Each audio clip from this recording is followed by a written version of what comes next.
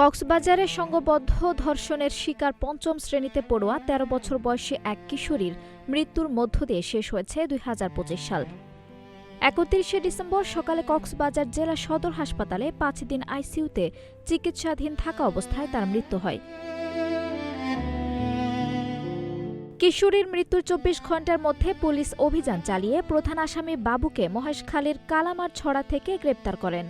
এর আগে রোকেয়া নামের আরও এক নারীকে আটক করা হয়। এ ঘটনায় কক্সবাজার সদর মডেল থানায় মামলা রুজু করা হয়েছে।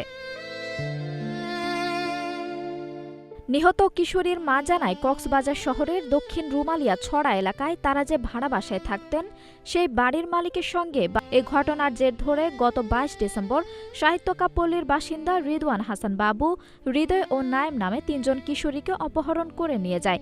পরে পুলিশের সহযোগিতায় রামুর খুনিয়া পালং ইউনিয়নের থোয়াইঙ্কা কাটা এলাকার নায়েমের বাড়ি থেকে কিশোরীকে উদ্ধার করা হয়।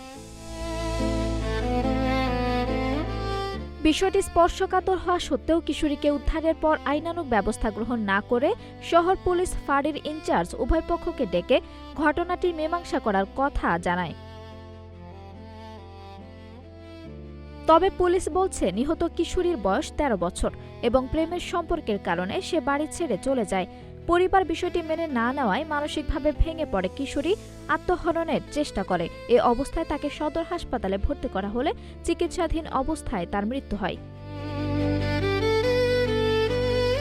ঘটনাটি ঘিরে এলাকায় ব্যাপক চাঞ্চল্য সৃষ্টি হয়েছে এবং পুলিশের ভূমিকা নিয়ে নানা প্রশ্ন উঠেছে। আঞ্জুম হক আরবি, নাগরিক প্রতিদিন।